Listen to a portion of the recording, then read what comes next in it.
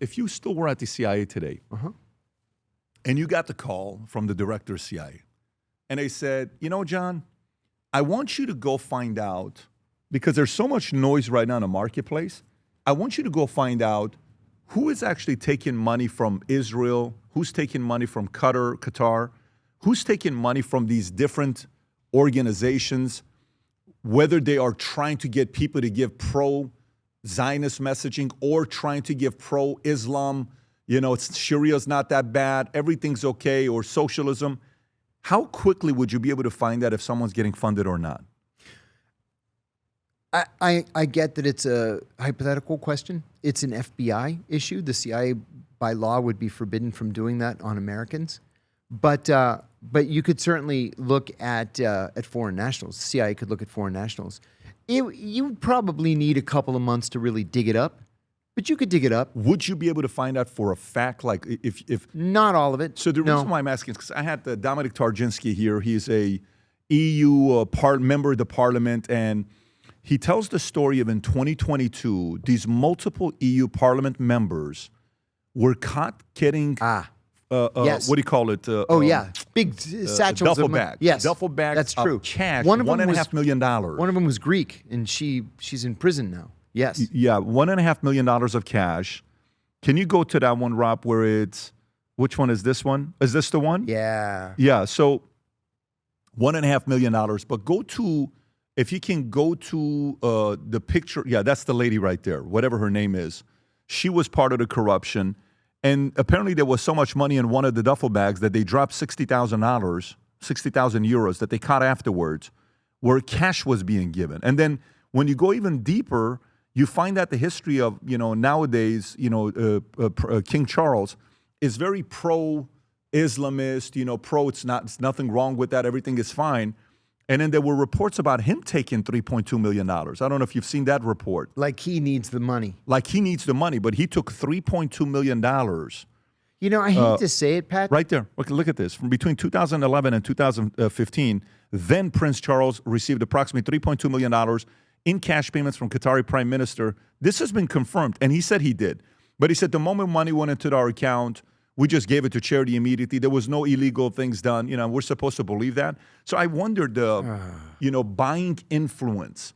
If the government all of a sudden, I don't even know if they would pursue this because you know, they may not even want that. Man, if somebody was to come out, like let's just say they did this with SPLC. Yeah. And all of a sudden they come out and say, let me tell you guys that these top 50 influencers, who's funding them, who they're getting money from, it would silence the entire market, and the fog of war in mainstream media and podcasts and today would be gone. Everybody would say, okay, we know why you say what you say. We know where your position is. Great. Can we all move on? Let's move forward. See, and this is exactly why we need robust oversight. Rather than the cheerleaders on Capitol Hill that we have, we need people who are really going to provide independent oversight. Let me tell you a story, and forgive me that I have to sort of fudge the language a little bit, but I had a conversation with a senator a couple of days ago. He had somebody reach out, can you come up to the office? I said, of course. I go up there, and he's concerned about some documents. He needed to see some documents that were classified in the 1970s. Mm-hmm. I said, well, they should have been subject to mandatory declassification. We have a mandatory declassification law in this country. After 30 or 35 years, they have to be declassified unless they contain the names of a source or the methods of an ongoing operation. And he said, exactly. And they've never been declassified. And he said, I went to the CIA and they said, we don't know what you're talking about. They're not our documents. And it turns out that they're Senate documents. Well, the Senate is not, the Congress is not subject to the Freedom of Information Act. And it's not subject, they always exempt themselves from their own laws, right? So no laws apply on Capitol Hill. They do anything they want. And so I said, well, why don't you go to leadership? And he said, I went to leadership. And they said they don't want to get involved in this fight between two committee chairmen. And I said, and the other chairman? He said, the other chairman told me to go screw myself. And I said, are you kidding me? And he said, no. He said, I don't know what to do. And we sat there for 2 hours, and we could not come up with a plan. And it's because There is no oversight. It's funny to me. You read the Constitution says that the government is made up of 3 co-equal branches, the executive, the legislative, and the judicial. But that's just not how we treat it. The legislative has ceded its authority to the executive. And so now if there's a Republican in the White House, Republicans on Capitol Hill are going to do everything they can to support the president and to pass the president's legislation. The Democrats have somebody in the White House, the Democrats in Congress are going to do everything they can to support the president. That's not what the founding fathers envisioned. 3 co-equal branches. And then what we end up with is these so-called oversight committees that don't oversee anything. They just egg them on. Yeah, it is so. I think the part with America that when I hear people that are tired, I'm like, what are you tired with? What are you most upset with? I just don't think there's any accountability. That's exactly what the problem. Yeah, I just don't think there's any accountability. What do you mean? It seems like they're all on the same party. It seems like they all protect. You hear that message, right? You can't have that because that's not good in a democracy. If there's accountability for the average person that does something and then there isn't for the other guys, what are you talking about? Yeah, no, there's not. So I think this administration, a story came out. I don't know if you saw the story came out yesterday saying that, again, it's a leak, that they want Tulsi to resign after midterms. Okay, so they want Tulsi to resign after midterms. All right, that story was leaked. I don't know if it's even a story there or not. There you go, yeah. Director Donald Trump reportedly wants the director of national.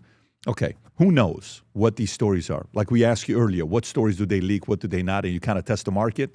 Yeah, exactly. Who knows what this is, on how they're dropping a story. But to me, if there's anything, this administration has a shot at increasing the score the people have in the CIA, in the FBI, in the U.S. government a little bit more.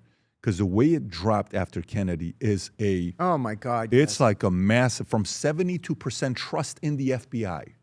Can you pull up the history of trust in the U.S. government or trust in the FBI or trust in the CIA? And then Watergate. And then Watergate, one by one. There's a chart, Rob. If you go back and just go to images, you'll see it. Yeah, it's one of those that shows the high was 72%, and I don't know what. Yeah, zoom in a little bit if you could. Oh, it doesn't go all the way back. It doesn't go all the way back. So that goes from 97. The one I'm looking at is from the 60s. Go on the second one. See what the Pew Research. There you go. That's the one from 58. Wow. Look at that. We used to trust 72%. Look at that. We used to trust the government. We're like, yeah, they're good. And then we're now in the 20s and the teens.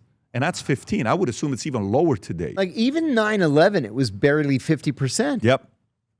That's right. Even 9/11 was 50%. At least we're like, look, they're the good people. They're here to protect us. Yeah. There is a massive, and by the way, I think long term, the lower that score goes, you cannot risk not knowing the consequences of the score getting too low. That's right. Because if it gets too low, then what does the youth do who don't have anything to lose? That's anything. Right. The young is willing to break the whole thing because they're like, well, you know what? You guys are not doing anything. You guys are all protecting each other. You guys are. Wow. And then you're dealing with a bigger problem. So I hope they do something to regain the faith. Hi, everybody. I'm John Kiriakou, former CIA officer. Please find me on Minect. We have a lot to talk about. CIA, FBI, DOD, torture, secret prisons, international renditions. Maybe you or your child want to apply for a job at the CIA and are looking for some tips. Let me know. There's a lot we can talk about.